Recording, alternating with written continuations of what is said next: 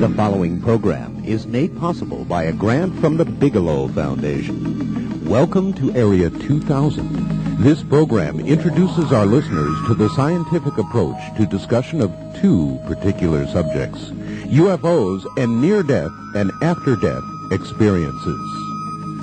To contact the Bigelow Foundation during the work week, call Angela Thompson between 9 a.m. and 5 p.m. at area code 702-456-1606. That's Angela Thompson at area code 702-456-1606. And now, Area 2000. Good evening. Welcome to another Area 2000. I'm Art Bell. And as usual, we've got a full plate this morning. We've got our roving journalist, George Knapp. And way back in Philadelphia, this time at the airport, Linda Howe, just arriving back home with her glimpses of other realities. And then it'll be Dr. Michael D. Sorez, and this morning's major subject, I guess, is going to be UFOs, but his education, his interest goes into the parasciences as well. So we're going to be just moving all over the place this morning, this evening. I'm never going to be able to get that straight. Maybe in 4 or 5 years. At any rate, good evening, everybody. We'll try and start it on the right note.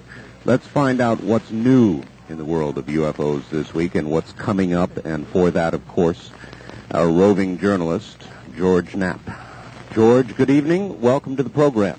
Well, this week we begin our UFO newscast with things that did not happen, which is sort of, as you know, the bane of what news is supposed to be, sure, but which is all too appropriate in this crazy field. The first thing that did not happen is communication with the Mars Observer. NASA says the craft is either orbiting Mars, spinning toward deep space, or blown up. Take your pick.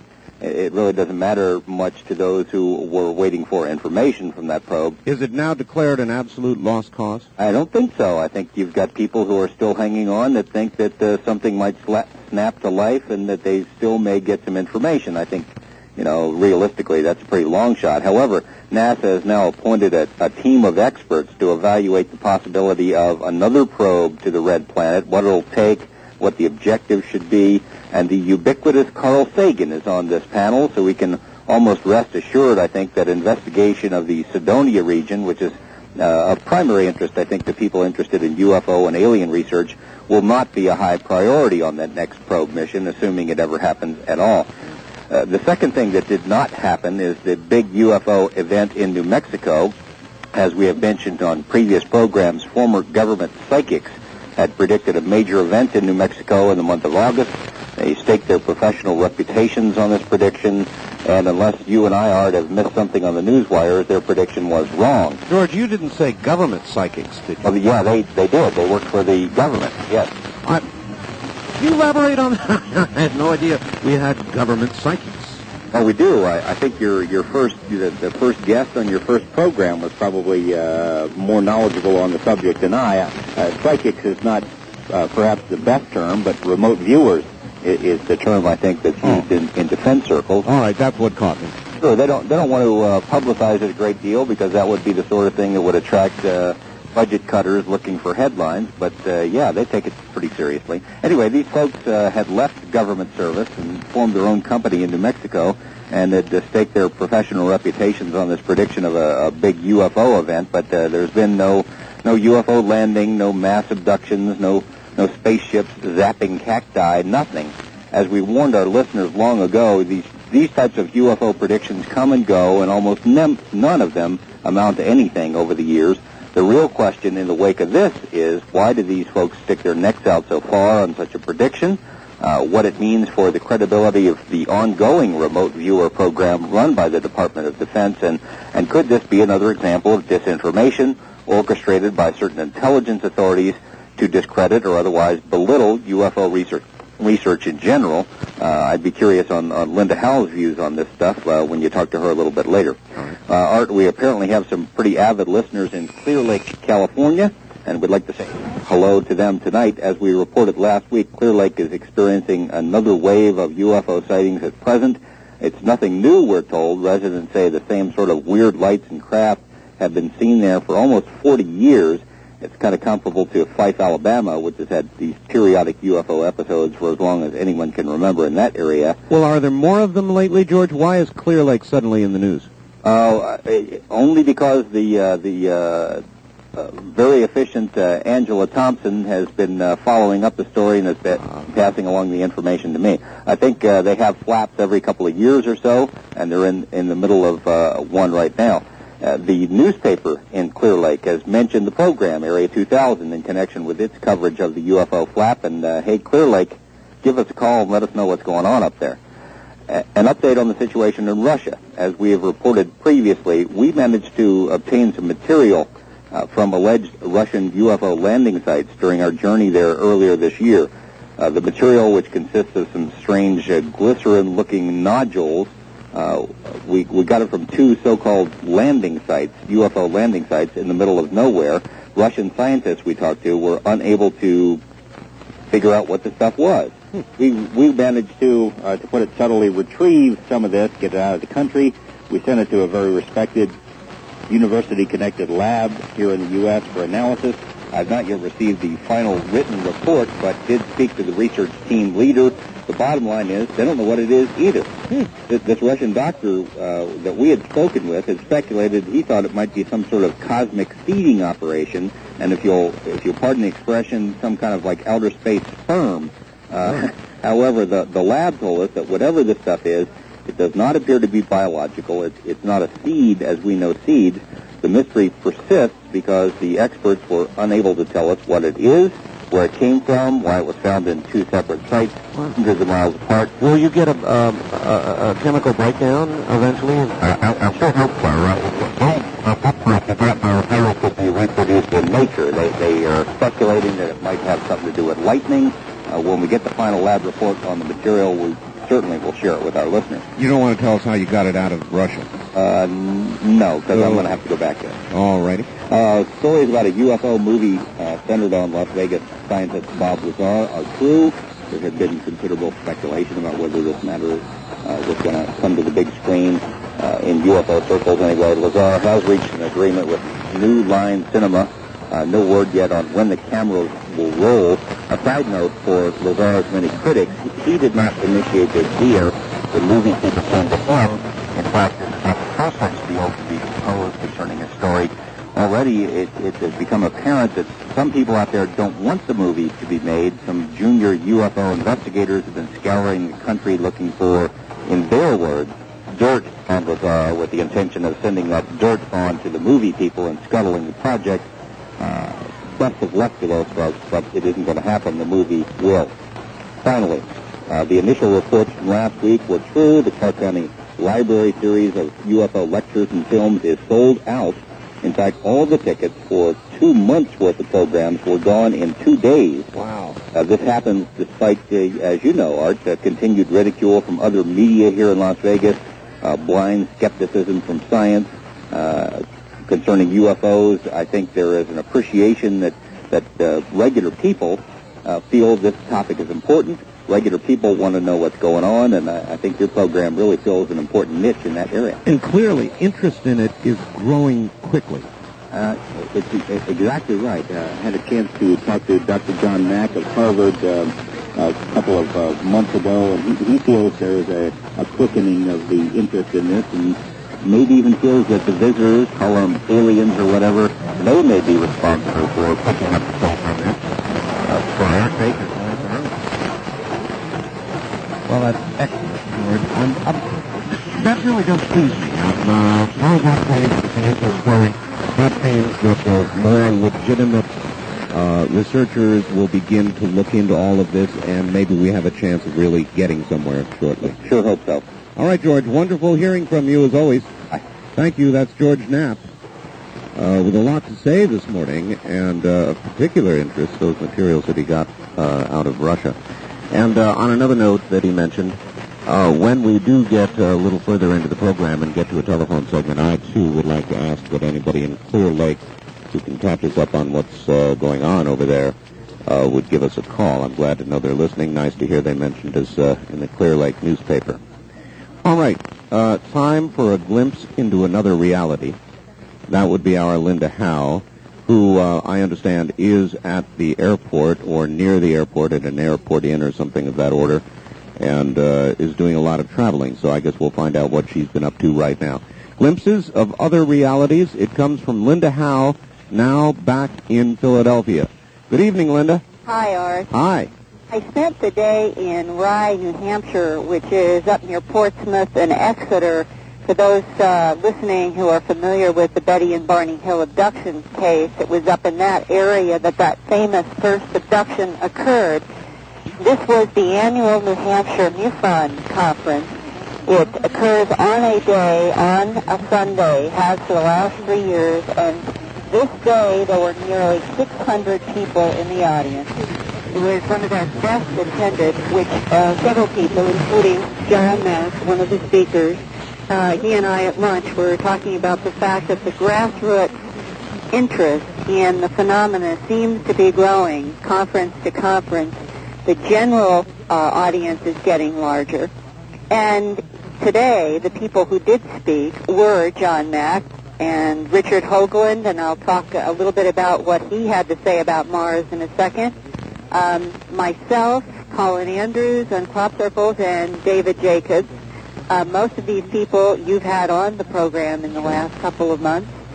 But I will start with a recap of what I think were some very important points that Dr. Mack made to set the day off in what everyone agreed was the focus of the conference and will continue to be probably the focus of much of our work in the coming years. And Dr. Mack put it in those ways. Other realities, glimpses of other realities is where we are headed with all of this phenomenon, because it is not just simply the extraterrestrial biological entity that we're dealing with. There appears to be other dimensional aspects to it.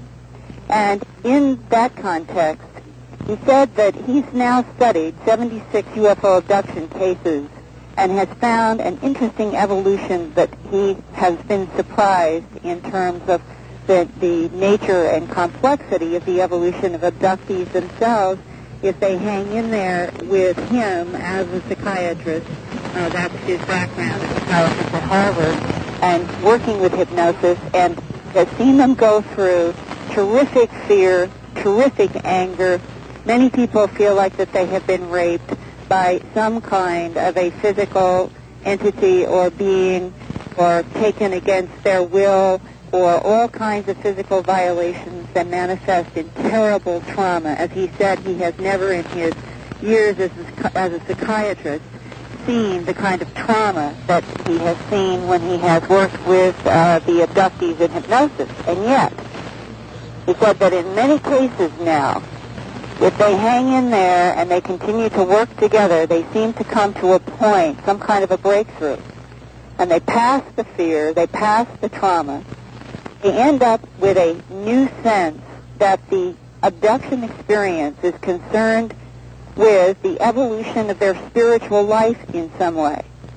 And in that context, he has found, and this has shocked him as a psychiatrist, he said it was very difficult for him in the beginning when these episodes began coming out, and that would be an abductee who, under hypnosis, trying to deal with the abduction experience, is being taken back to their birth, trying to find out where these experiences begin, and is suddenly apparently in another life, and in another life, the same beings or beings that look like the ones that were involved in the abduction in this life are in what appears to be another life.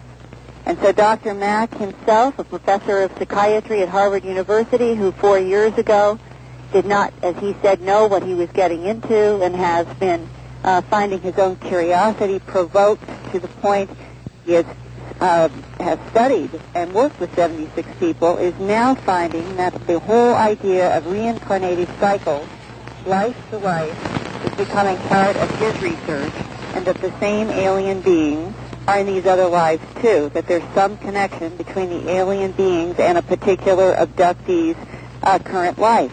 Now, what that is headed toward in terms of understanding the implications of all this for the human-alien interaction in the past, present, and future is a huge unknown, and I think that there will probably be more and more reports over the next year or two or three in this particular area, and I hope to be bringing more information about this kind of other aspect of a reality that also touches perhaps into the near-death experiences. That's something we don't know yet, but Ken Ring's work certainly suggests that there are parallels between what happens to abductees and what happens at the moment of death. Boy, that is really fascinating, Linda. Do you think the two areas of study will somehow merge at some point? It sounds like it's possible. Well, in my own research, I am exploring both all the time, and Dr. Mack and I and others, we see each other on a somewhat regular basis at conferences, and I think what will continue to happen is we will keep sharing our own research and our insights about all of this, and as we see something that seems to be another insight, I will certainly report it on Area 2000, and so the radio listeners and you and I and George and all of us, I feel like we're all learning together as we move along each week, and we really are bringing glimpses of other realities because none of us know the answers, and every week something new happens. The next speaker was Richard Hoagland, and there were 2 hours of his particular focus of research about Mars and his I guess you would say almost 10-year mission to convince the world that there is an artificially constructed face up there that's a mile long and 1,500 feet high, and that it was placed there according to his estimates based on a whole variety of research they've been doing, way before the current cycle of Homo sapien here, let's say in the last 25 or 50,000 years. He's placing it back much further than that. And he explained that this work that he's been doing on the face on Mars and other structures has now been awarded a major scientific honor in Sweden just in the past week or two, because Sweden believes that the mathematical work that people like Torin it's in Washington, D.C., Errol Torin, who works for the Defense Mapping Agency, has been involved with research on the mathematical relationships on Mars. Mark Carlotto at the Analytical Sciences Corporation in Reading, Massachusetts, has been using computer enhancement to look at this space, to look at other objects that are within about 10 miles of this space in a region called Cydonia that appear to be at least pyramidal looking. They look sort of like pyramids in these computer-enhanced photographs. And because the math, the angles, and the relationships between the face and these pyramid-like structures appear to have consistencies, patterns that repeat over and over and over again, it is reinforcing the idea that Hoagland introduced 10 years ago or so in his book work, The Monuments on Mars, that it is artificially constructed and that it is very ancient, that it was something that was there once upon a time and left these huge, gigantic markers on the surface of Mars. And the big question is, why? Now, he personally stated at the conference today that he has sources that are suggesting, as George has talked about, that the orbiter is actually not in a failure mode, but has continued to function on some kind of classified channel because they wanted to get pictures of this region and other regions of Mars secretly. All right, Linda, I've got to stop you here because somebody faxed me something that I'm sitting on, and I don't know what to make of it. It appeared in a publication called the Weekly World News, September 14th edition. It purports to be a rather high-resolution picture of the face on Mars, and it is absolutely startling. And I guess I'm going to have to figure a way to fax it to you or get it to you. It comes with a story. It says that this was taken on August 20th, this August 20th. Well, if it were anything else but the World Weekly News... You'd be ready. Yeah, I hear what you're saying. Seriously. Well, see, the problem in all this is we always can get leaks here and there, and Hoagland is saying that he's had what he considers to be firmer leaks than just speculation or the Weekly World News, that something actually is still functioning on Mars, but that the government does not want us to know anything yet until they've had a chance to analyze what's up there. Now, I suppose there are two possibilities. One is that it is not functioning and we'll never know and they're going to have to relaunch something. Or they are getting some kind of data, and then somebody's going to have to come up with a scenario of how they would reintroduce this lost satellite orbiting around Mars so that they might reintroduce some data from a planet that we haven't been to since 1976. Well, Linda, they have been right along suggesting that, they may regain contact, so they're leaving the door open. Yeah, and that may actually reinforce what Richard Hoagland had to say today in New Hampshire about this new information that it actually is functioning. He also suggested that in December that there will be a NASA mission to repair the Hubble telescope. Right. And he was indicating that he believes that the mission, the repair mission itself, is also a type of cover-up, that they actually are going to be using that telescope to focus on some kind of multiple asteroid-like objects that are supposed to be coming into the solar system right now and that they want to track on Hubble.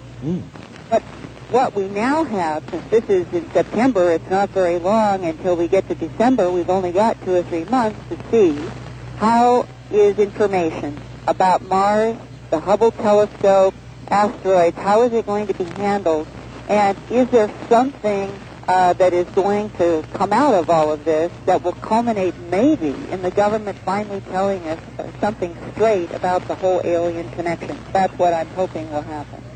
Wow. Well, I'll hope along with you. And let me just give you one quick update, and then I'll pass it on to you. All right. And that is, I got a call Friday before I left for New Hampshire from Dr. Levengood. And he had had a chance to look at that black tissue around the wheat seeds from that enormous 445-foot formation in Tree Hill that I talked with you all about now 3 or 4 weeks ago when I was in England. That first night I got to Alton Barnes, and this big, enormous, beautiful formation was laid out in that wheat field.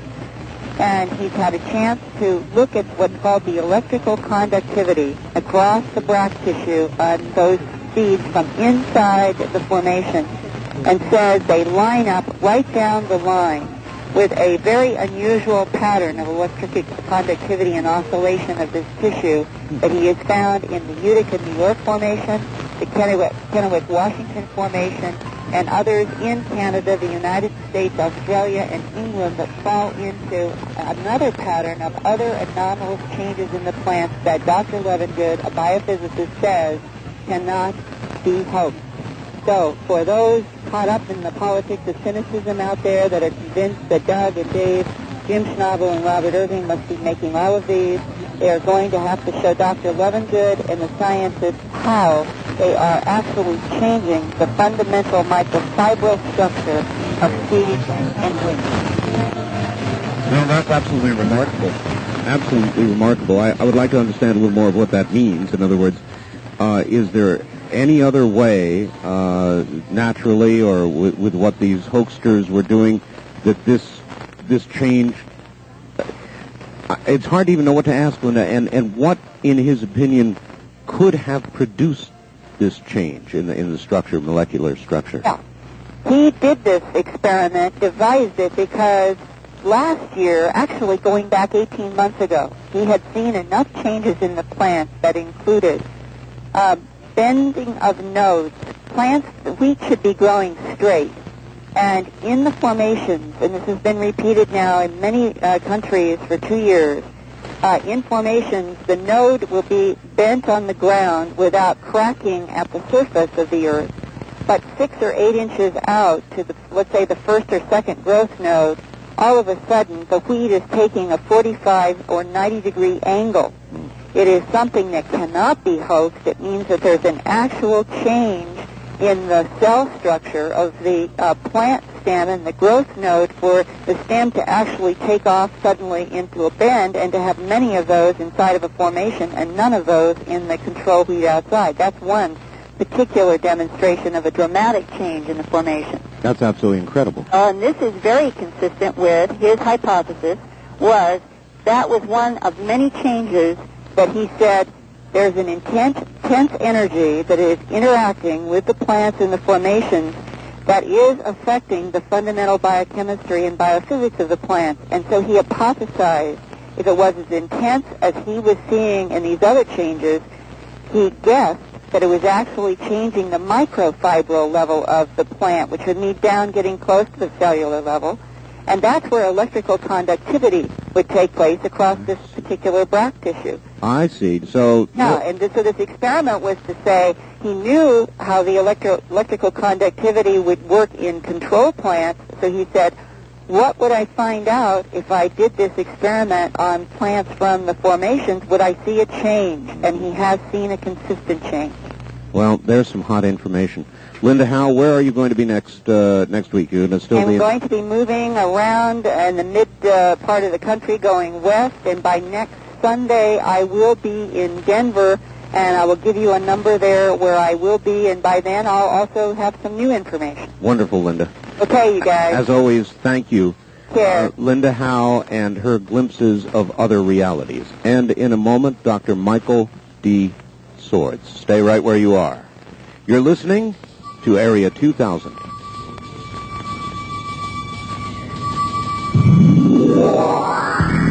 From Jackie Gone's Plaza downtown, this is KDWN Las Vegas.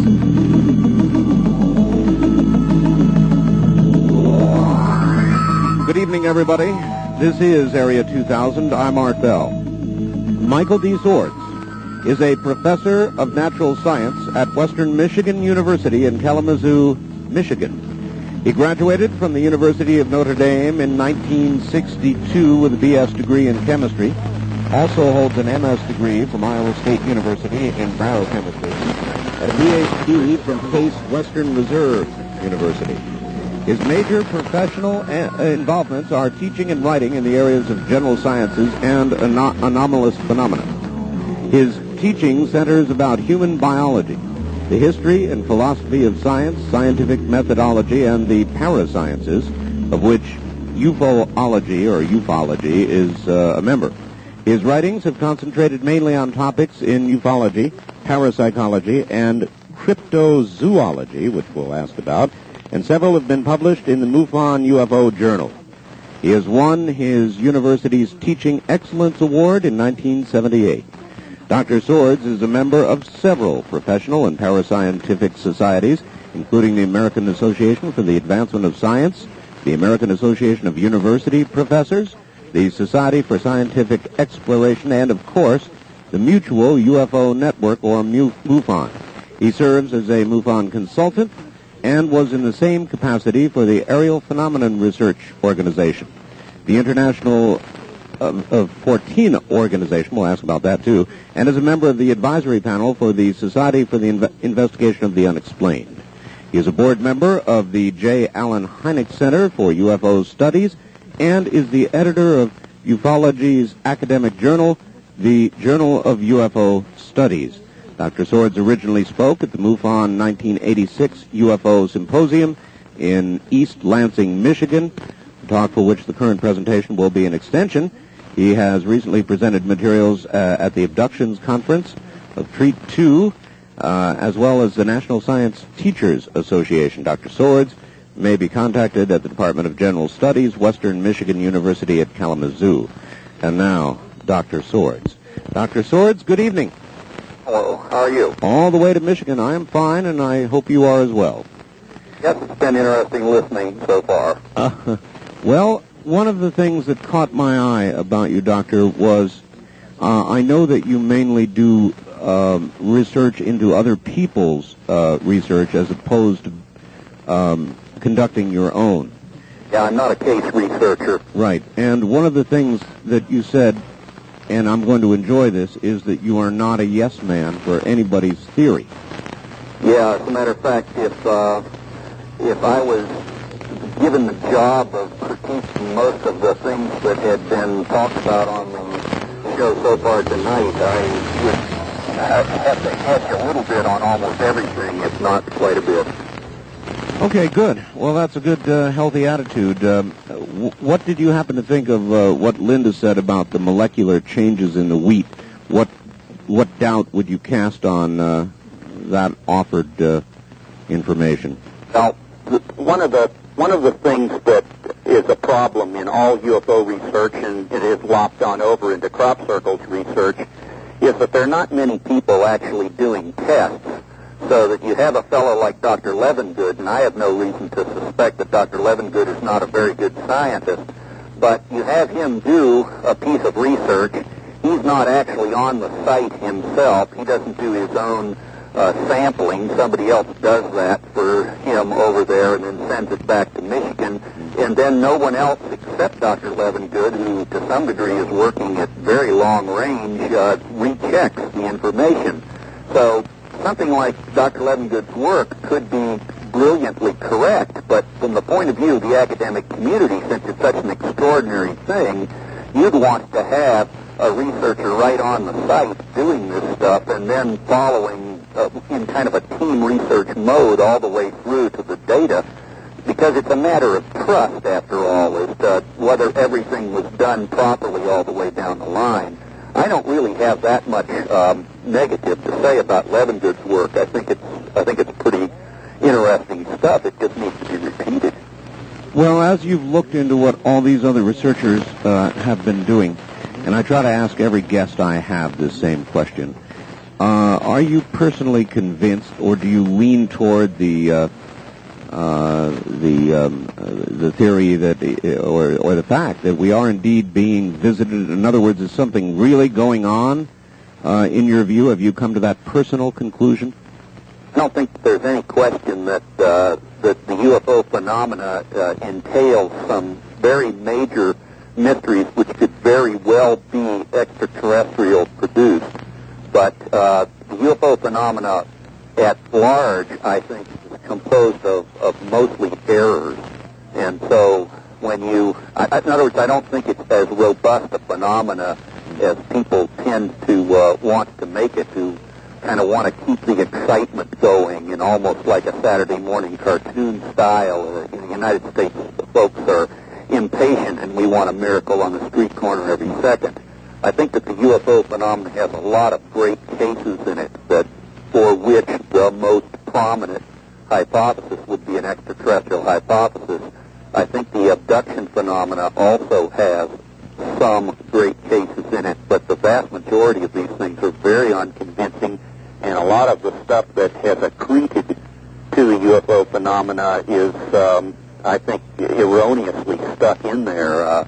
Well, I'm wondering, as you look at the various researchers' work, for example, abductions you mentioned, how do you sift through, or what methodology do you use for trying to determine what has some credibility and conversely what does not? Well, the abductions thing is a very difficult thing to understand. But you have two kinds of researchers, basically. You have researchers who become very personally involved with their clients, and God bless them for that, because these people are hurting. But at the same time that they do that, they don't really gain any information that you could count on as being objectively gained in some way. In other words, they're more like client counselors than they are researchers. And you have other individuals who proceed according to sort of old-fashioned UFO research, that go to the trouble of checking the people's backgrounds out and talking to other people who know them, trying to give some feeling for the observer credibility. So the first thing I do is I look at the research methodology of the person of the researcher who's making the claims. And when a researcher who seems to be very thorough and also has done a good job of checking observer credibility comes out with a statement that these are the various facts, at least as presented by the reporter, then I say, well, now that's probably a true anomaly, especially when it matches up with what other researchers are reporting. But for the people who... well, all right, how much of that do you find versus the other? I find, unfortunately nowadays, I find rather small amounts of true old-time UFO research on abduction cases. Almost everybody wants to have sympathy and rapport for very good reasons with the people who have come to them, and they can't bring themselves to really do the in-depth character background checks so that you could really say that you knew whether this was a true case or a wannabe case or a case that's asking something else.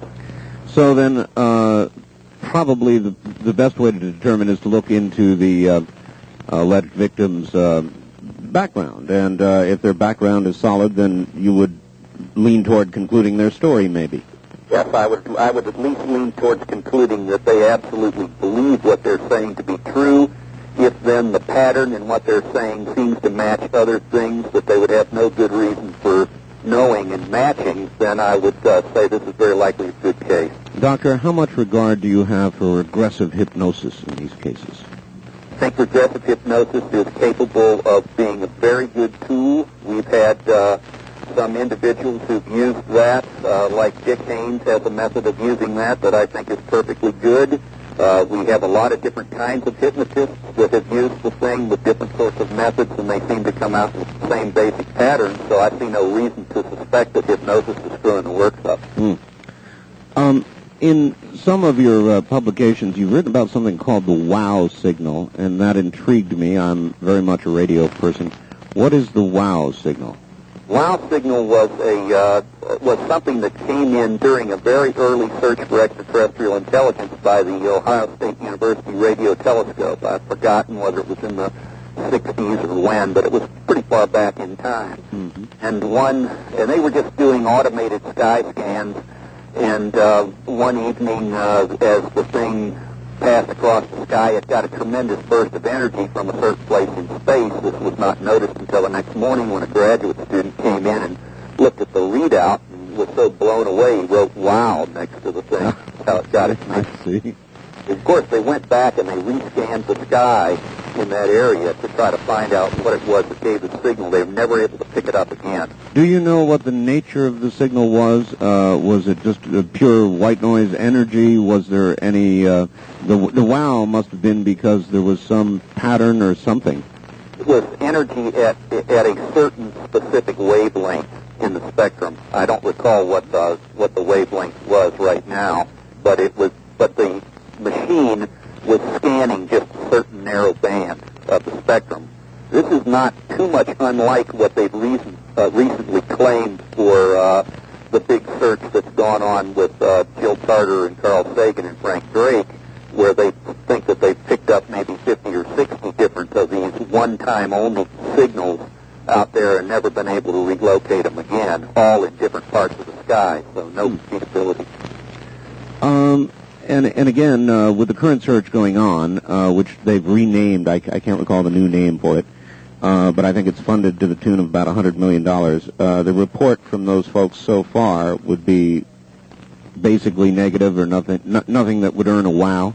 So we'll have to see how much kind of a thing that they want to run on the politicians who they're trying to get more money from, to see what spin they put on it. But I think intellectually, honestly, you'd have to say that their results are negative, but they're going to feature, I'm sure, the fact that they've got these one-time glitches or whatever it was in the signals from these various points in space to hold out as a carrot that this thing is probably worth continuing. I see. That's what I predict. Sure. Let me try this one with you. Linda Howe was mentioning something we frequently talk about on this program, the possibility of parallel universes, and I was particularly intrigued with her mention of the possible tie-in between reincarnation, parallel universes, and this business with UFOs and abductions.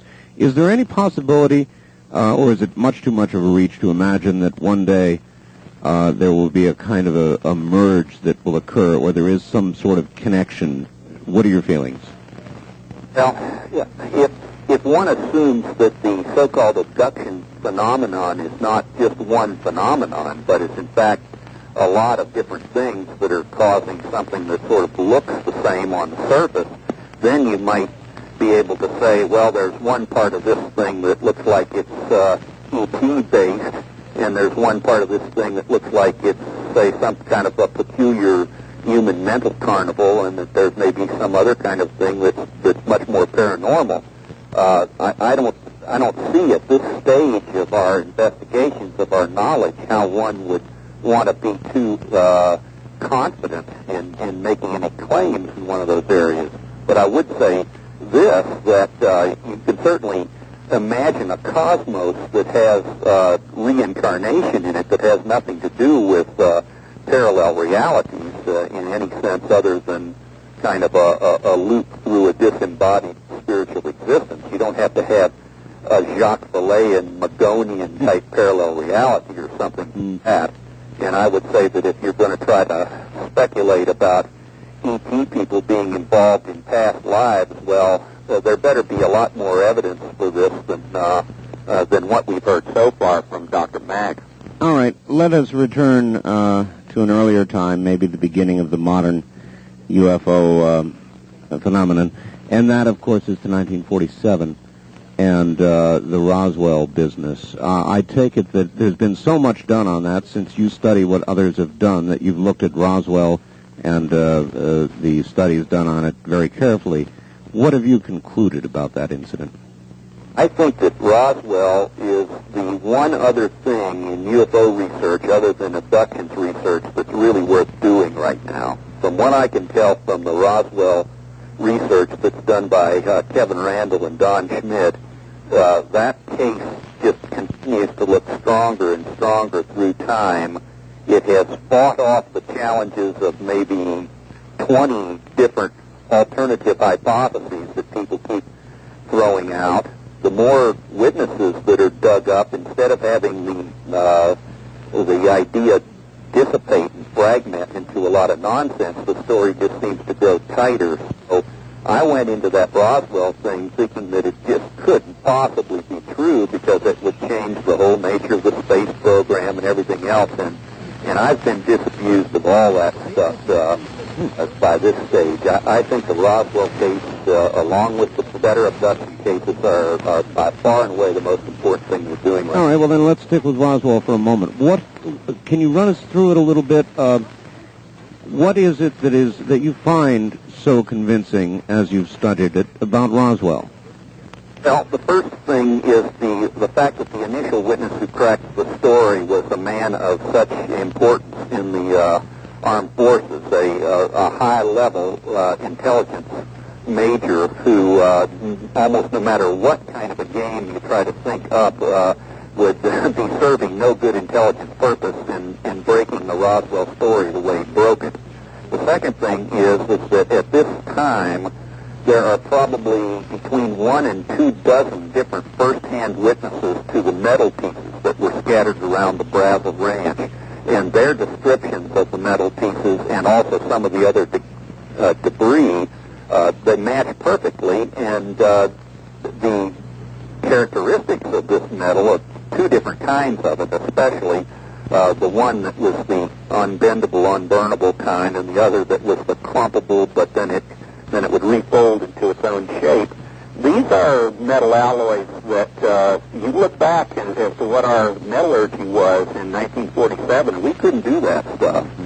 So it gets to be pretty difficult to just wave off, say, 15 to 20 first-hand witnesses who are describing a couple of different metal forms that we couldn't make at the time.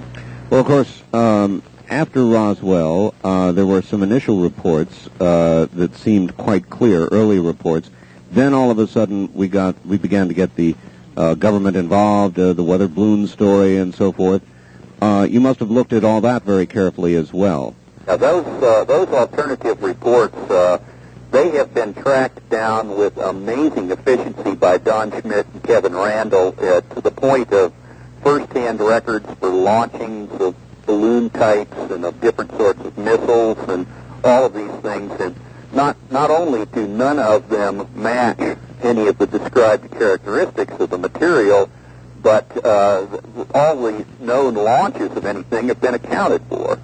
So I think that's just all smokescreen. All right.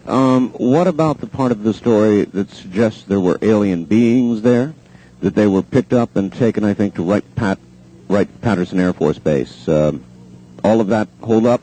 The alien beings part of the story is not as strong as the debris part of the story. But once you get the debris part of the story sort of established in your mind, it's a lot easier to buy into the craft occupants, especially since on one or two rare occasions a witness will talk some about both. And so if that person was credible on the metals, that person is probably credible on the beings.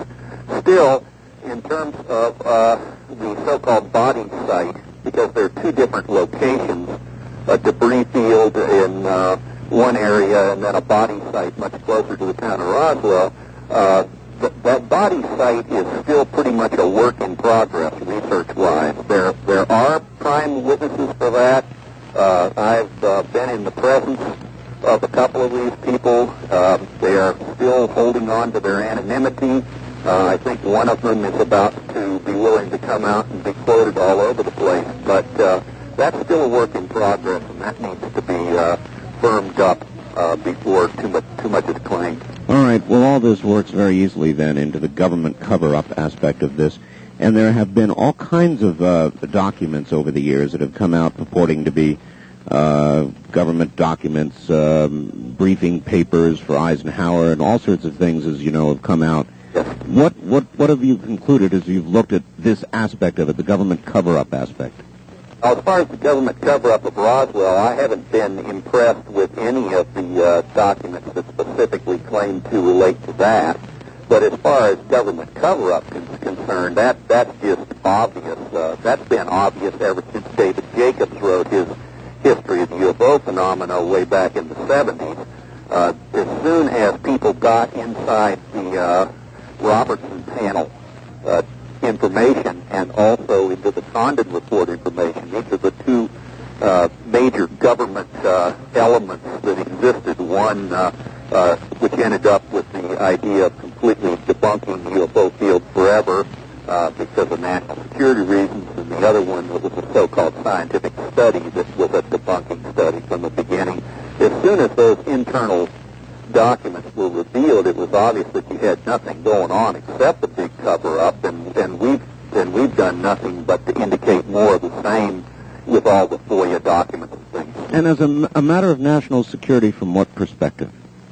Well, there's a lot of reasons that it can be a matter of national security, but I'll give you the main one that the Robertson panel suggests. The Robertson panel was a CIA panel, for listeners who haven't heard about this, in 1952, very late in the year, actually early 1953, that was composed of 5 major scientists, and they recommended actually a downplaying of UFO phenomena because, namely, during the previous summer, which was a big flap, probably the second biggest of all time, the communication channels within the military were so clogged by citizens calling in that they considered it as having weakened the country's ability to respond to a real attack from the Soviet Union.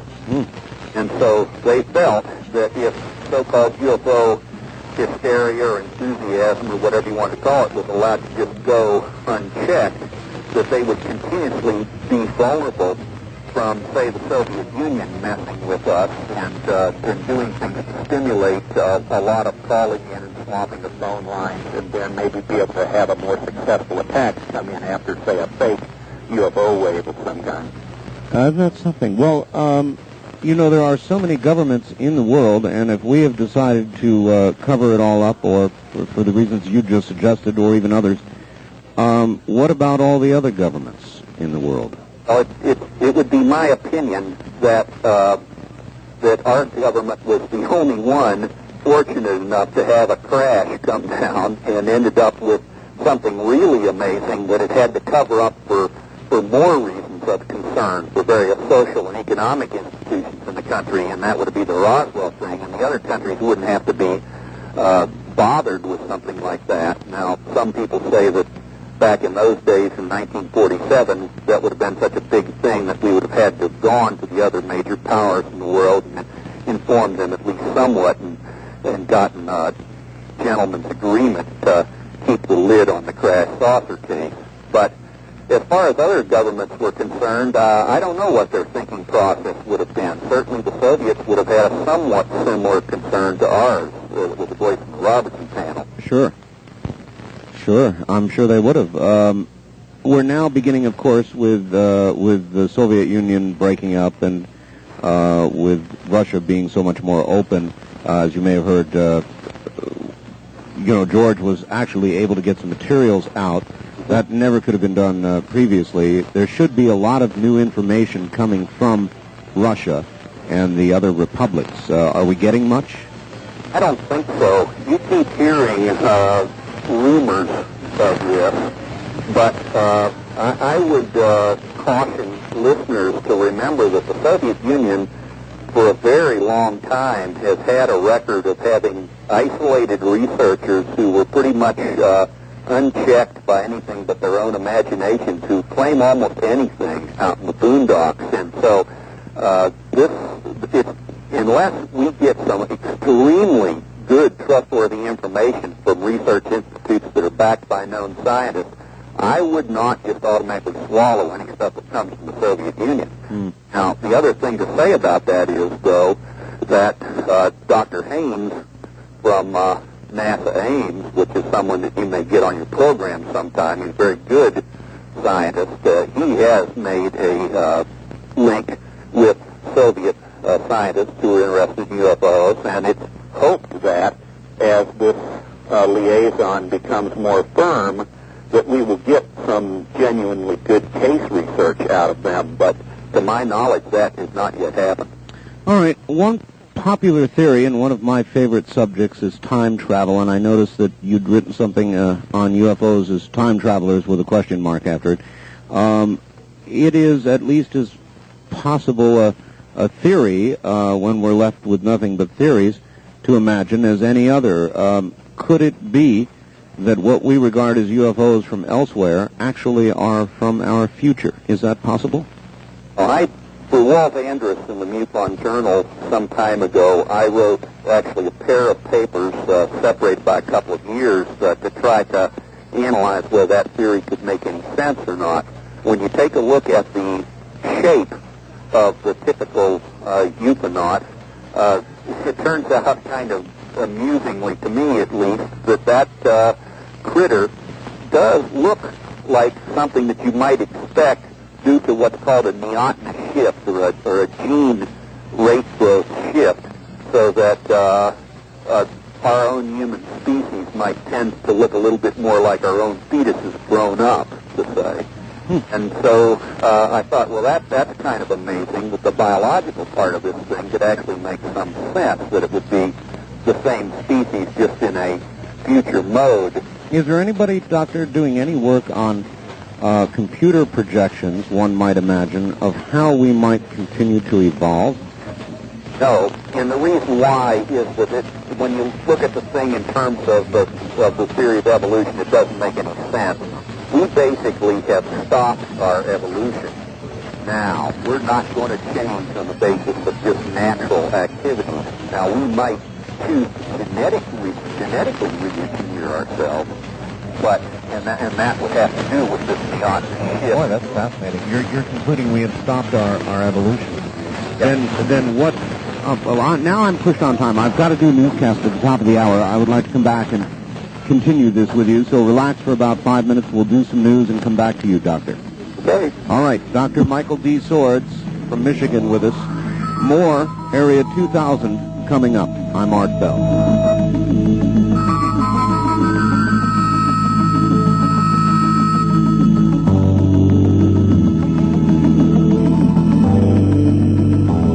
Jackie Gone's Plaza.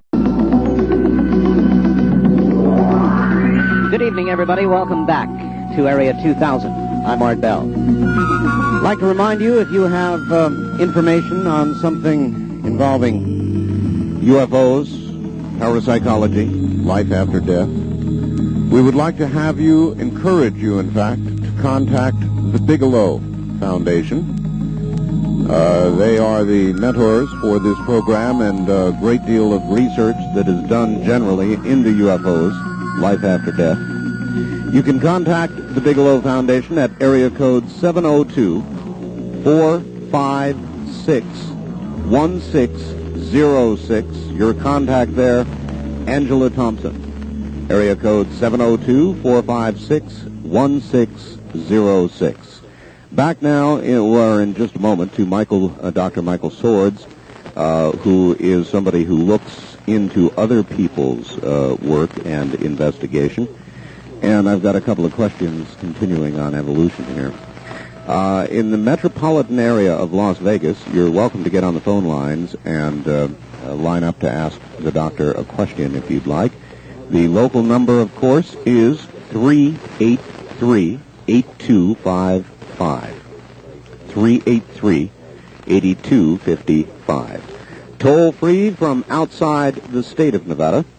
Our number is 1-800-338-8255. Take these down, please. 1-800-338-8255. The wildcard direct dial lines are area code 702-385-7214, 7214. And finally, if you have never called at all, you're welcome, of course, on the first-time caller line, which is area code 702-385-7213, or 7213. With that, back now to Kalamazoo, Michigan, and Dr. Sorez. Good evening again, Doctor. Oh. We were on this, you really stopped me when you said that our evolution has stopped. How do you conclude that? Now, that's actually something that biologists have known ever since the theory of natural selection has got so much evidence and support it, because the way biological evolution proceeds is it only works when the offending characteristic, a characteristic that you don't want to have, is a characteristic that will kill you prior to you being able to mate and pass on the genes that create that characteristic. Mm-hmm. Or it's a characteristic that makes you so sexually unattractive that nobody wants to mate with you. So it is determined then by environmental considerations, which are now stable? Well, the thing that stabilizes the thing is the fact that we have brains, and we don't wait around anymore to die. Instead, the person with an appendix that gets ill has the appendix simply taken out. There's no evolutionary pressure for people with appendices to die anymore. The person who has a huge wart on his nose and nobody likes him could have that wart removed if he wanted to. You know, it's that kind of thing. Our intelligence allows us to adapt to negative conditions immediately rather than waiting around for the next generation to get lucky genetically. Suppose there are stark environmental changes. The ozone dries up and blows away. The planet begins to heat. One of the things suggested by some of the things suggested by the environmentalists, would that then trigger some evolutionary modification in human beings? Only if the catastrophe was so large that it destroyed our ability to technologically react to it. As long as we still have technology that would allow us to react to whatever this thing you're talking about is and preserve the life until it has a chance to mate, then it would have no effect. Fascinating. The catastrophe is big enough that it downs our technology, and we'll be back into the game of life then. Fascinating. There are a lot of people who suggest that one of the motivations for the intervention by extraterrestrials would be connected to genetics. And I'm sure you've looked into that aspect. What are your comments? Well, I have tried for years to get David Jacobs and Bud Hopkins off of that because it does not make any sense whatsoever. And finally, I think I've succeeded in getting Dr. Jacobs to change the way he talks about what he found. And he's talking now more about hybrids in the sense of changing human genes rather than trying to mate alien genes to human genes, which is a theory that just doesn't make any sense at all. So if aliens are messing around with our genetics, they're simply messing around with our genetics to change us in some way, not to mate us with them. And that becomes very mysterious as to why they would be bothering. All right. Since you, again, look into everybody else's work, and that's what you do, this question would be a good one. I've been looking into all this and interviewing people for years now, and I have noticed that ufologists seem to eat each other alive. Yes. And I would like your comments on that and how damaging it is to the overall credibility of the investigators. I think that that your observation about this being a mean streets as far as research is concerned is unfortunately more than accurate. There are some people who do not engage in that kind of personality bashing, who somehow manage to stay above it, but almost everybody manages to get down into this. The reason why I think that happens is that UFOs are something that the majority of people in the country seem so anxious to want to ignore or to ridicule or get rid of in some sort of way that the researchers in the field think that they have to be perfect. And as they try to be perfect, they end up taking some kind of extremist positions that will never allow themselves to admit that even some little part of what they've done is wrong. This ends up then when somebody comes back and tries to mention, perhaps even in a nice way, that some part of what they have done is wrong, it becomes very personal with them. I think the other reason why it happens all the time is that most of the folks who are doing research in UFOs are amateurs. And I don't use that word in any pejorative sense. I'm using it in the old English word of people who love what they're doing, but they're not doing the thing that's an academic style. And because of that, it just creates an environment that maximizes all the tiniest little errors to the worst possible end, and it really hurts the field getting any kind of credibility. Well, and maybe adding to it all is disinformation. Is there or is there not, in your opinion, an active disinformation campaign by the government or any other agency or peoples? Is there a lot of intentional disinformation out there? Well, that's a tougher one to know because the people doing the disinformation, if they are professionals and they're very good at it. But there are known cases of UFO researchers themselves who have created disinformation for whatever crazy reasons they had going on in their head. Also, when you look at the Roswell investigation, there are hints in various places up and down the line that there's been some disinformation and some research blocking going on there. But if you're talking about the big guys in the Pentagon-shaped building and that outfit, that's harder to document because those people are good at what they do. I've got to ask, what is cryptozoology? Cryptozoology is, that means hidden animal forms. And so that's the group of people who's headed by Richard Greenwell in Tucson, Arizona, and Grover Krantz at Washington State, and Roy Mackle at Chicago, and that they look for the Loch Ness Monster and Bigfoot and the Bomble Snowman, dinosaurs in Africa, etc. All right.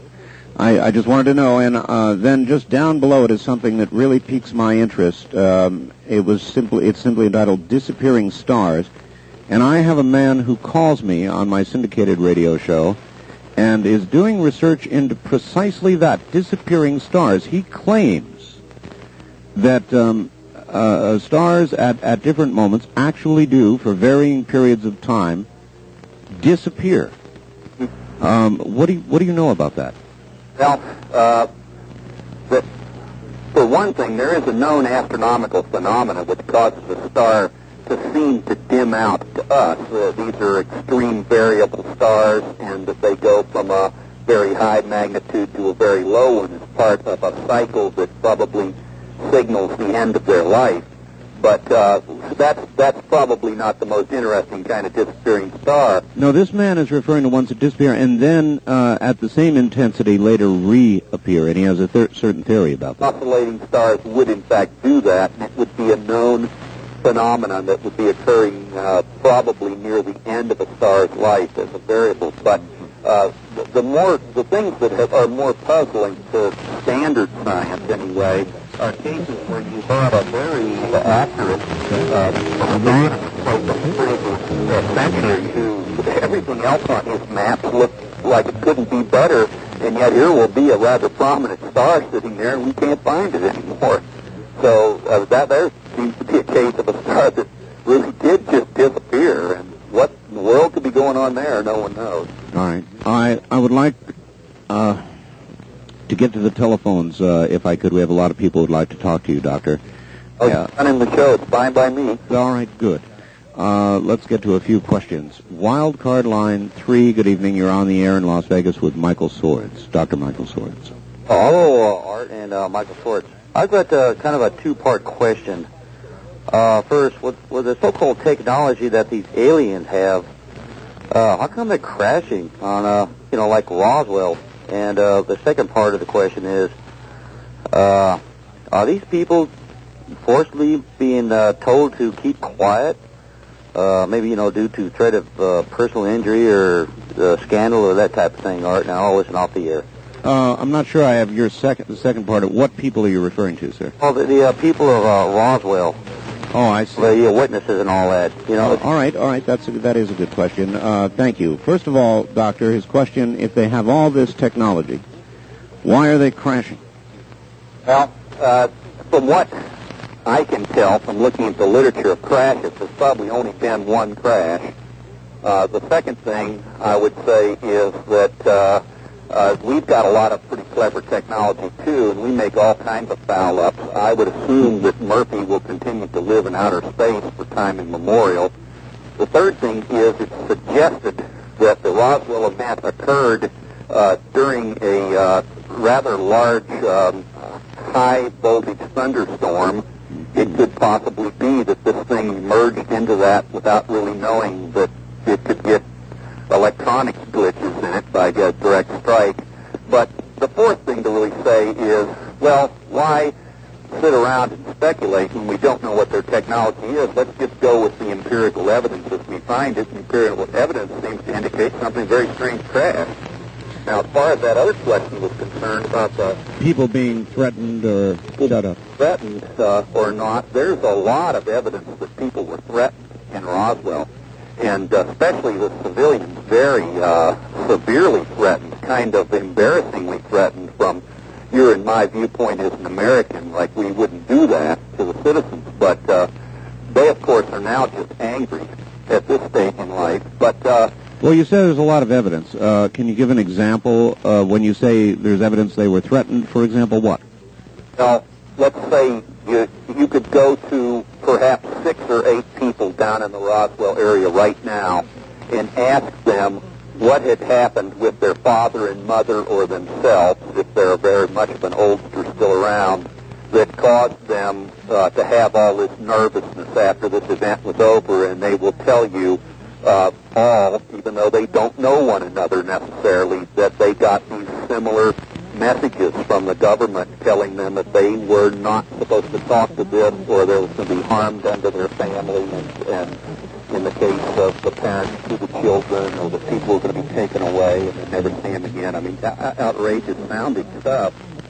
As far as the military people are concerned, the military people mostly don't feel threatened. They just simply feel that they have made a personal duty vow and that they're not going to break it, and that since their commanding officer is now dead, why they can't find someone who will be able to relieve them of their vow.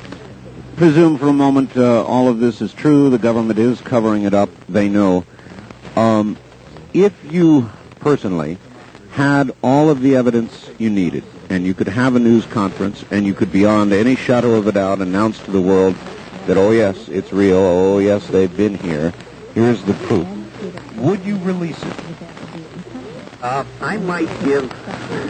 That question has gone through my mind quite a bit, because there's about 12 or 15 different reasons why you might not want to release it. Exactly. And all these things involve some pretty serious stuff about government reaction, people reaction, economic reaction, etc. to these things. And I might possibly give the government one last chance to explain to me why I shouldn't release it. Try to get in contact with them and say, this is something I've got. Of course, I'd protect myself on that, but I might give them one last shot to try to explain to me why I shouldn't be doing that. And if they were to produce studies that showed you that the American people would react very poorly, that it would be disruptive of the entire social structure, that religion would be in danger of collapse and so forth, would that be enough? If they could prove that to me, I think I'd swallow it. But it's my belief that they can't prove that to me. Richard Hall has recently asked a bunch of us to write some essays on this exact topic, and I've gone down through the whole list of things, and I could see their reasoning for not wanting to release the information. I think right now we're at a stage where probably releasing the information would be the better thing to do. Have we been in a period of time with all of these motion pictures and all the rest of it, and even this type of show, where we are, in essence, preparing the American people to receive that information without going off the deep end? Yes and no on that. Shows like yours, probably yes, for most of the speakers on the show, but the no part is the abductions part. And unless people like John Mack are correct, and this is some kind of a benign thing, the Bud Hopkins, David Jacobs scenario, this thing being kind of horrible, is precisely the thing that would not want you to release information that this is real and it's going on and you can get plucked at any time and nobody has a defense against it. All right. Then that brings up another good question. With everything you've looked at, would you say this is in all likelihood something that is, as far as we're concerned, horrible if we knew about it, or is it basically benign? It's my guess that, and this is just a guess, and for goodness sakes, don't rate this as anything more important than one person's opinion, but the guess is that because human beings do not seem to have been deliberately harmed in some physical way, now admittedly there are some possible exceptions to that in some of the claimed cases, but I still think that some of that stuff is pretty loose as far as the claims. But I would say that the worst case scenario that I see so far would be of some self-centered group of individuals, ETs or whatever, that were using human emotions in some kind of a way, but did not intend any kind of a permanent harm to the host. And so because we have been able to live with the shadow of the atomic bomb hanging over our head, I'm not so sure that we could live with the shadow of this hanging over our head, knowing that we're going to get up in the morning and we're going to basically it's going to be another form of a nuisance after a while. Yeah, plus I suppose the conjecture that if they have this technology and meant us harm, we'd be harmed. Yeah, and unless for some reason they want some other kind of thing out of us first and then still would be looking for harm afterwards. There's always a possibility. All right. Line 1, good evening. You're on the air with Dr. Sorez, who is in Michigan. Well, good evening. Good evening. I heard it's very interesting that you brought that particular part up. It wasn't exactly what I called about, but I had a chance to talk to my grandmother a while back who remembers the night of the War of the Worlds radio show. Yes. And I think the biggest answer to your question about why they don't tell anybody is look at the reaction of that. I mentioned that to you once before, but the interesting information that I didn't have on that at that time was that people were killing themselves and killing their children because they really thought that that these beings were visiting Earth. Well, of course, if you ever heard that radio show, it was awful. I mean, they were zapping people, eating people, people. It was not a benign visit. So that was then, and that is an interesting subject. Well, I'll ask the doctor about it in a moment. The thing on that, though, that I want to elaborate on, Art, is that, yeah, maybe the times have changed and our technology has gotten a little bit better, but human nature is human nature. I mean, if I were out and it seems really funny to me that the only people that really get a chance to experience this kind of stuff is Billy Joe Bob, who lives, out in Boo-Foo land. The thing that really gets me about human nature is human nature. He's going to feel, I need to protect myself. I've got a gun, bang, or, whatever else. I can't really tell you of very many people who are going to sit back with open arms and say, come on in, have some tea, tell me about where you're from, and that sort of thing. I think people are going to be really on the defensive. And as far as, all the movies coming out in this radio show, I really think that these kind of things can desensitize people on a lot of issues, but I don't think this is one of them. All right. Do you have a specific question, or? Well, I would like him to comment on that. All right. We will do that. Thank you. Doctor, I guess he's saying that you can't be desensitized really on this issue, nor can you be prepared, and he points to that radio broadcast. Indeed, that was a big disaster, and I wonder if a decision, for example, in Washington to keep all this silent might be based on that catastrophe, which is probably one of the best studies of what human beings would think. The government's perfectly aware of the Orson Welles broadcast situation, and in fact it appears in a couple of studies that were made by them to ask the questions about the response to just the general question of the meaning of extraterrestrials. I think, with all due respect, that the young gentleman's facts on what went on in New Jersey are wrong. The extent of the damage there were basically automobile accidents and things like that. People... Not a lot of suicide, people killing their children, sort of thing. My reading of the situation, there was, I would say none of that, but let's be open and say little or none of that. I don't believe that any of that went on. In terms of what kind of people are done, it isn't always Billy Joe Bob out in Podunk. We know of people all up and down the socioeconomic spectrum and through all the races, and it's a wide mix of people who are coming in and talking about this. One of the guys who makes the rounds is Dr. John Salter from, I believe, South Dakota State University, and here's a guy who took a totally intellectual approach to the experience all the way through. I do think it's true that there is going to be a significant segment of the American people who are very anxiety prone, and you can't desensitize them to that. In that, I think he's right. But I think, on the other hand, we have been, as I mentioned before, living under a threat that is at least as horrifying as this, namely the hydrogen bomb, for a couple of decades now, and somehow or other, although it scarred us, we've managed to go about our business. So I think that the jury's out as to what the impact of this would be. All right, Doctor. Hold on just 1 second while I do a station ID, and we'll be right back. You're listening to Area 2000. My guest this week is Michael D. Sorez, Dr. Michael D. Sorez. He looks into other people's research in these areas and is a fascinating individual, which you should know by now. If you would like to make a comment, the only line I have open is one local line that we just cleared at 383-8255 or 8255.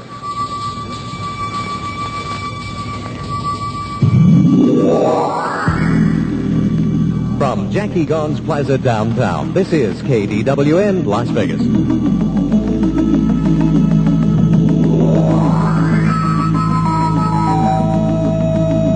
Good evening. This is Area 2000 on the air every Sunday evening from 8 until 10 o'clock.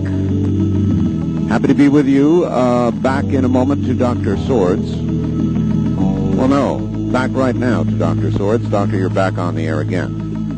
And there are a bunch of people that want to speak with you, so let's keep moving through these calls. Good evening. You're on the air with Dr. Sorez, who is in Michigan. Where are you calling from, please? Good evening. This is Fritz from Los Angeles. Los Angeles, all right. Just correction. The previous caller said there was mass panic. Yes, it was a disaster in 1938 with the Orson Welles show, but there was nobody killed. Like Dr. Sorez said, there were a few car accidents and a few handful of strokes. Some people got excited, but it was not a mass panic like everybody said. But it is true that the government and the Air Force way back in the Dr. Menzel's time used this as a barometer. They said, well, there was this incident in New York, and then there was another copycat somewhere in Europe, in a Latin country, where they had also Orson Welles War, a copycat type, where people really went berserk. And so they used this as a barometer, and they said, hey, the people are not ready, etc., etc. All right. Do you have a specific question? Well, there's a film coming out now from Russia called Cosmic Top Secret by a producer, I think, his name is Avinsky, where the Russian scientists and ufologists exchanging information with our ufologists, and a major is interviewed there where he will claim that alleged 2 Russian soldiers standing guard were abducted, and that also a UFO was shooting at an antenna on a radar station. I don't know if Dr. Sorez is aware of it, but this film should come out very soon here and make the circles. Are you aware of that film, Doctor? I'm not. I'm sorry. All right. Well, he's not. Well, I will make the circles eventually, but the Russians are catching on now and trying to have the freedom of speech. In some way, they're behind in UFO research, but they're more open-minded than we are. They really are hungry for knowledge, and they have less fear than we are. We have we have a coverage on here, an umbrella of fear, because we've been so conditioned that the ETs are above. Somehow Russian people embrace the ET contact. They need just more information. They're hungry for the information. All right. Thanks, Fritz. And that is a good subject. Linda Howe was in Europe a few weeks ago, Doctor, and there does seem to be a very distinctly different attitude through Europe and I suppose in Russia and elsewhere than there is in this country. How do you account for the, I don't want to say unnatural interest, but greater interest in America in this subject? I think that we're not getting a very correct view of what the Europeans and the Russians really have in terms of interest. After all, what do you have? You have a few U.S. researchers going over there. Naturally, the people they're meeting with are the people who are most interested in UFOs. They're going to put on their most positive views on the thing, especially the Russians do that because the Russians not only want to make linkages with the U.S. researchers, but they also want us to help support their research because Russia is so destitute for money. The major institutions over there for the Soviet Union for UFO research ends up every time, and I understand this and don't vote against them, but they end up every time asking you for money at the end of their letters. And hard currency, please. Yes, indeed. And I don't think that I would say that if anything in Europe that there's much less interest in UFOs. The tendency of the people who study UFOs in several of those countries is to view the thing as a psychosociological phenomenon. In fact, that's the heartland of that particular theory about UFOs. I don't think, I would say that if there is an unusual interest in the Soviet Union, it might be because they've just gone through so many decades of atheistic materialism and that this is kind of a religion substitute for them. But other than that, good evening. On the first-time caller line, you're on the air with Dr. Sorez. Hello there. Oh, you're not. Line 2, you're on the air with Dr. Sorez. Good evening. Well, hello. Yeah, Art, I just want to tell you, I really like your show, I've been listening for years. Thank you. Yeah. And I got a couple questions for the doctor. First, one is on abductions. And the question I have is, what does your research show as far as abductions through tangible items as far as walls, canvas, tents, etc.? And the second is, have you done any research as far as in Area 51 in Nevada?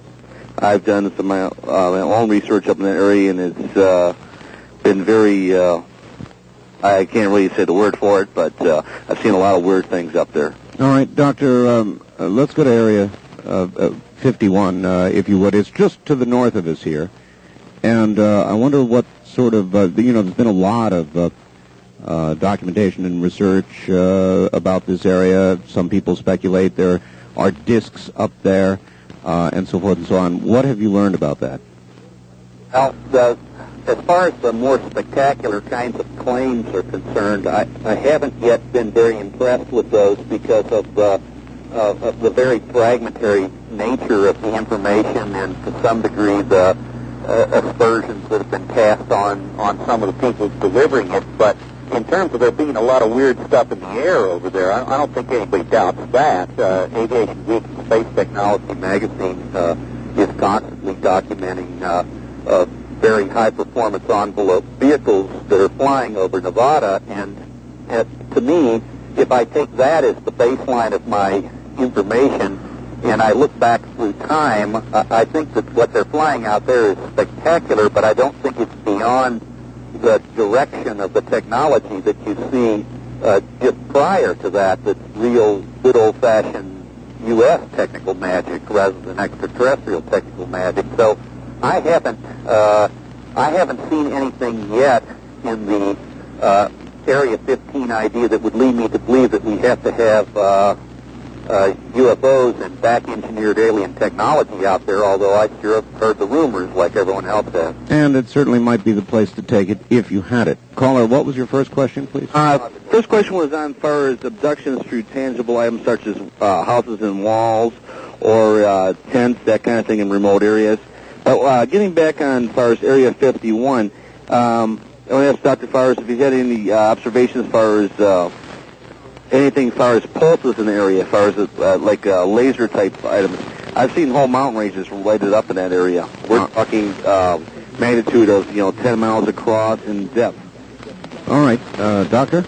Well, I've heard from some of the people on the airtech side of the thing that the engines of the so-called pulsar craft are so great that when they turn on, that they light up the whole area around. So, again, I think that it's not, it doesn't sound to me like it's a laser effect. It sounds to me like it's the ignition of a big engine. All right, I'm going to tell you about 2 weeks ago, I'm 48 years old, Doctor. I've never seen a UFO. 2 weeks ago, I saw something I absolutely could not explain, though I think it might have been an experimental aircraft. On my way home, a large triangular craft passed about 150 feet above me. It was actually lit up. It had what appeared to be anti-collision lights, 2 white lights, 1 red light at each point of the triangle, and that's what it was, Doctor. It was a perfect triangle, and at about an altitude of, I'd estimate, 150 feet, passed above me, making not even a sound. I had my automobile stopped. You could hear crickets a quarter-mile away. I mean, there was no sound at all, and it just passed above me. Now, I live in a valley just adjacent to Area 51, and my presumption is I saw some sort of incredible experimental aircraft. I have no idea what it was, but it was low enough and slow enough, I would describe it almost as floating, that it absolutely simply is nothing that I know that we have. It was remarkable, Doctor, remarkable. Yeah, I'm impressed with that kind of a thing because, first of all, you're a credible witness seeing something fairly close. It's a good close encounter of the first kind report, and it matches the pattern of the so-called Belgian triangles that were researched so well by the Belgian government a few years back. It's almost precisely the same description that was given for the objects that appeared quite often over a several-month period in Belgium.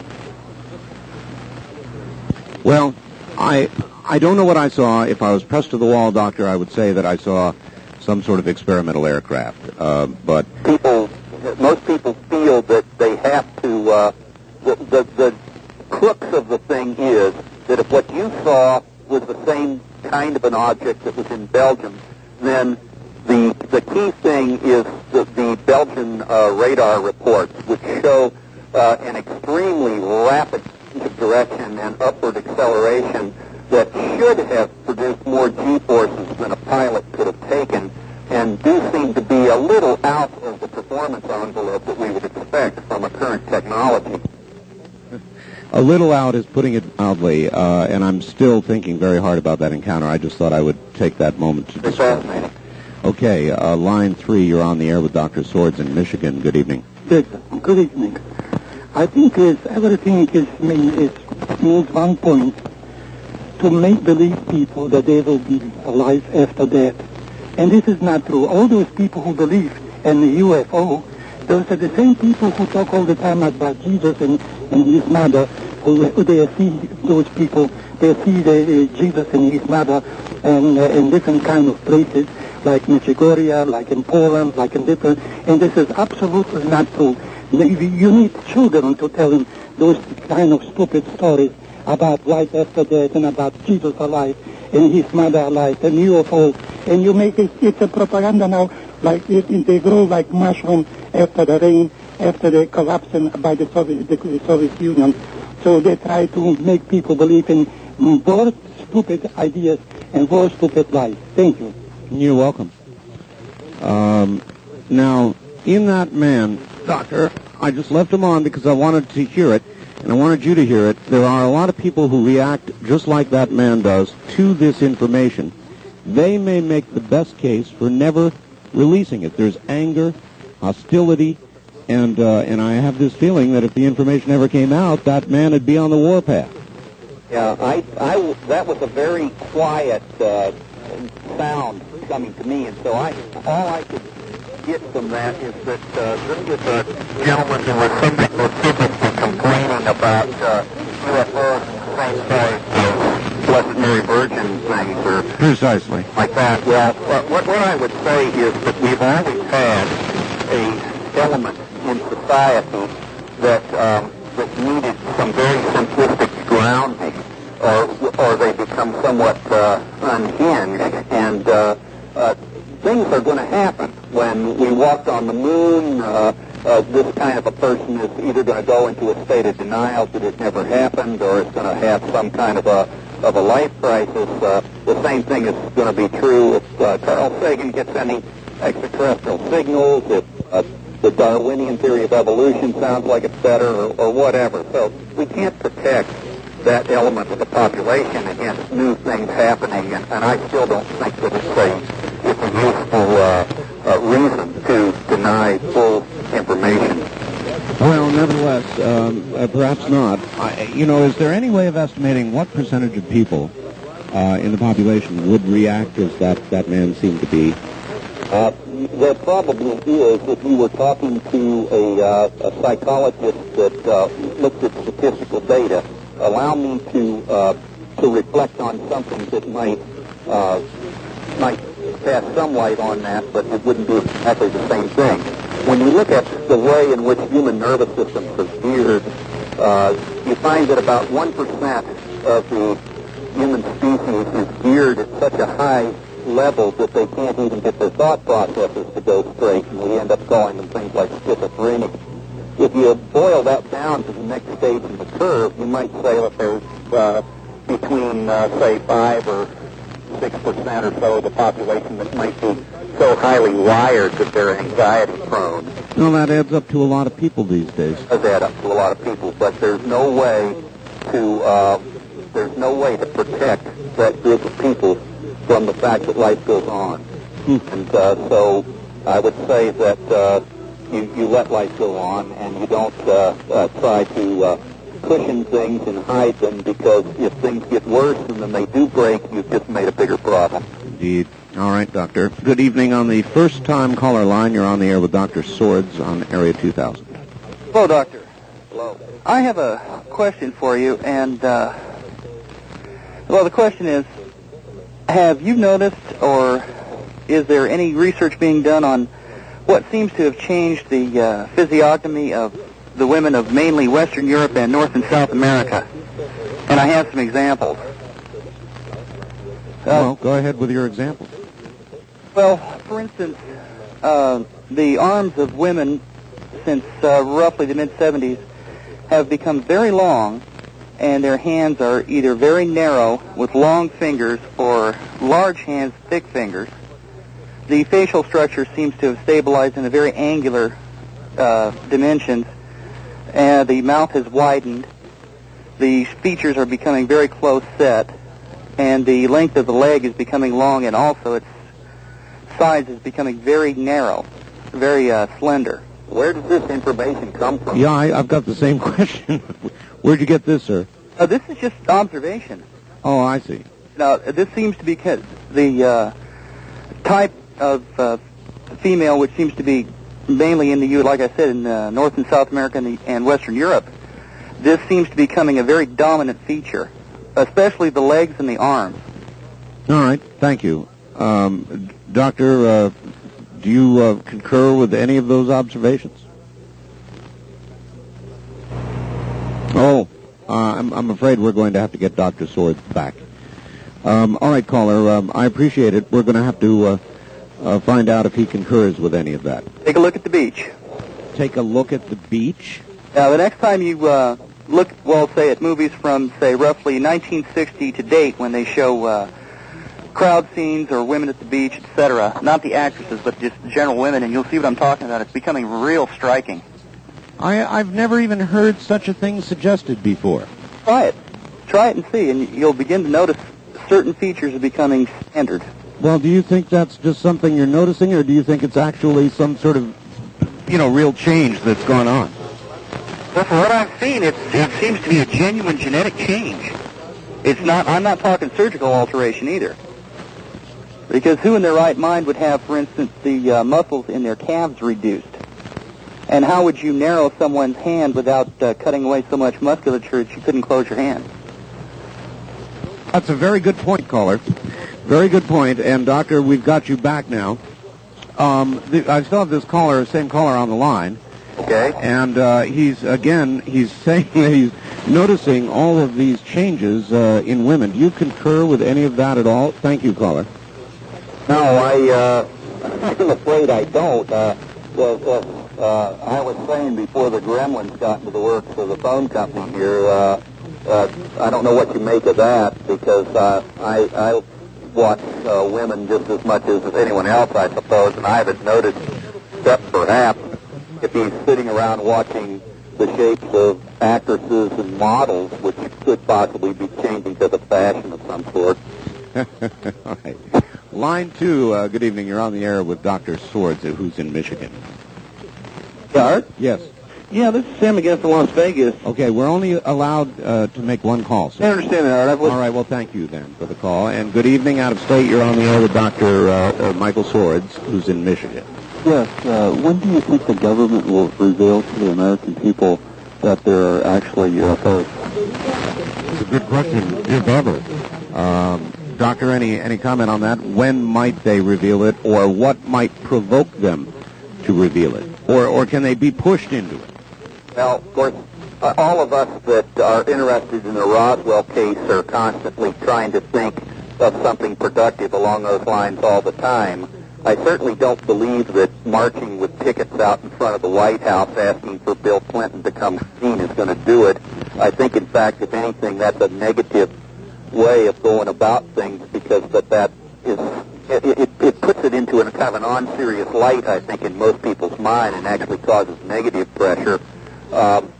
If there were another couple of major breaks of the security people, then perhaps the combination of what's already known on Roswell and, say, a current guardian of the black box that contains this stuff would come through with something.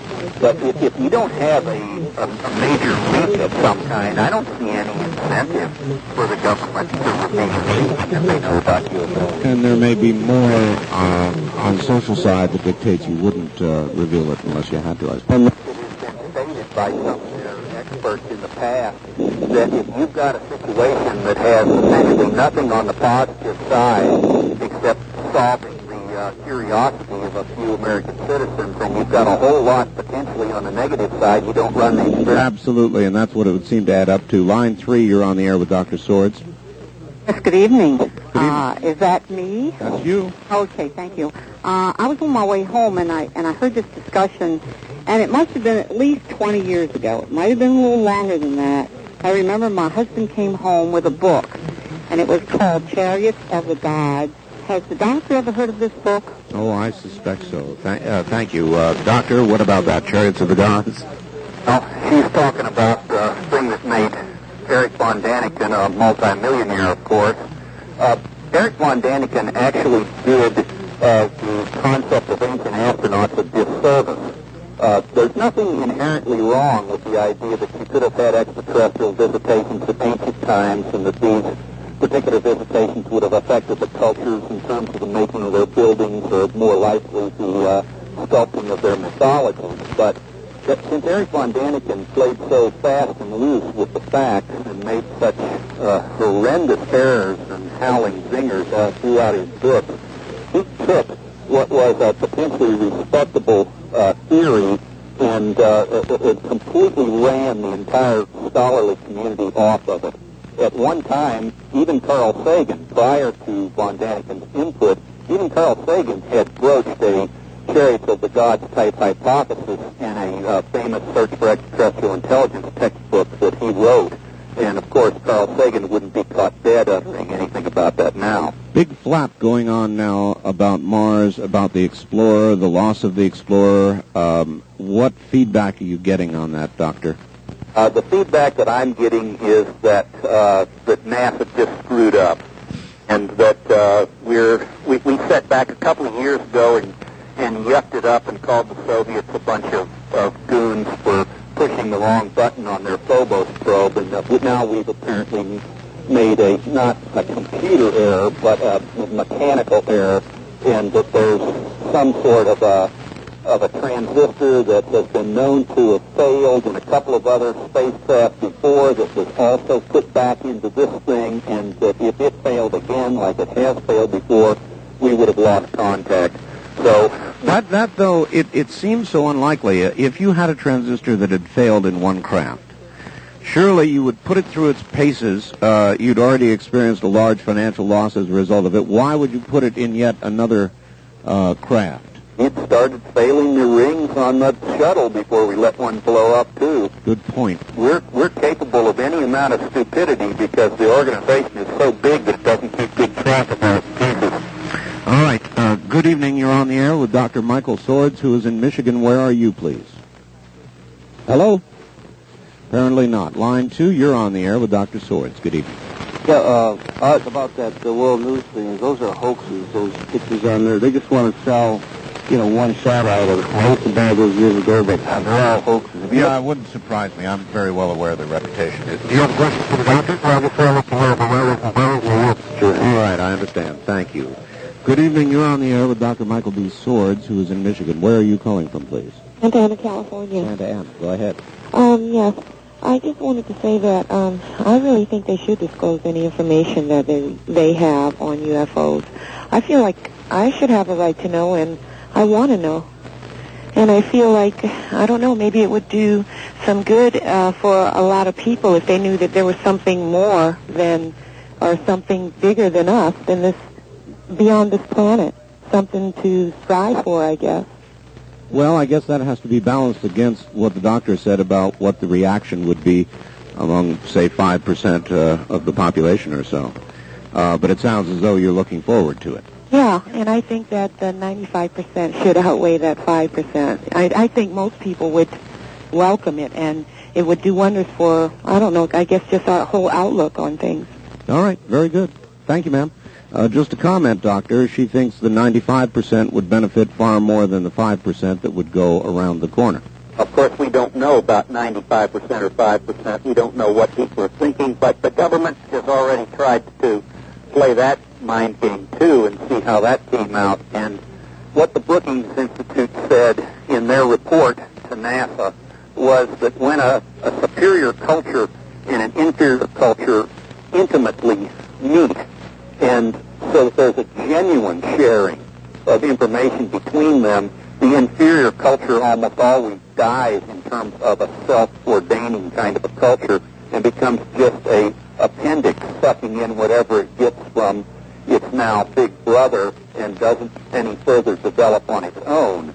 So that as Carl Jung, the famous Swiss psychologist, was supposed to have gotten this information about talking to an Amazonian shaman. The Amazonian shaman said back to Jung, "You have stolen all our dreams." And so the happy thought of us having this wonderful new possibility out there might well be very negative as far as independent development of the human race. All right. Line 3, you're on the air with... How are you doing? I'm doing well, sir. Need more time for these I know. shows, but anyway, real quick, I'm just curious been trying to get that shuttle off the ground. Is that... It is now off the ground. Well, Yes, it did successfully launch. Oh, finally, yeah. I was just curious if that had anything to do with that screw-ups, or they were just pressured by people from the unknown that they didn't want it to launch or something. No, it's up, sir. Okay. All right, thank you. Out of state very quickly as we run out of time for Dr. Michael Sorez in Michigan. Good evening. Line 1, good evening. Good evening, Art and Doctor. I'll try to make this fast because I know time is running out. First of all, Doctor, have you ever heard of Noah Fredericks, who is a biblical and UFO researcher? And then I have a second part to the question. I have not. Okay. He basically believes that UFOs have been around even before biblical time in history. And my question is to do with the finger formation of alien descriptions. If you ran every description on a computer, do you know how many, or if many came up with 6 fingers? And the reason I'm asking, the other day when I was doing my own biblical research, I found that in 1 Chronicles 20th chapter, verse 6, they mention a being with 6 fingers and 6 toes, that he's of large stature. All right, I'm sorry, time just about gone. Doctor, any response? Well, the UFO humanoids are almost always described as having either 4 or 5 fingers and not 6. Dr. Sorez, we really could use a whole lot more time for this subject. We only get, however, 2 hours. And as I do with most of my guests, and particularly you, since you look into everybody else's research, I would like to have you back sometime. Oh, that's a possibility. Well, it has been a distinct pleasure, and you're an easy interview, and I thank you. Well, you're welcome. Won't be a pleasure. You have a good evening, sir. Dr. Michael J. Sorez, and I'm afraid that's it, everybody. We operate as close as we can to what's going on here, to the clock, and so that's going to do it. Remember, if you have any information at all that you would like checked out, anything you would like looked into, the Bigelow Foundation has the ability and has the resources to accomplish that, and I urge you to call them. Their number is coming up now, and we'll see you again next week at 8 o'clock. The preceding program was made possible by a grant from the Bigelow Foundation. This has been Area 2000, a program that introduces our listeners to the scientific approach for discussion of 2 particular subjects: UFOs and near-death and after-death experiences. To contact the Bigelow Foundation, please call during the week between 9 a.m. and 5 p.m. Area code 702-456-1606. Ask for Angela Thompson. That's area code 702-456-1606. And be with us next Sunday evening at 8 for another edition of Area 2000.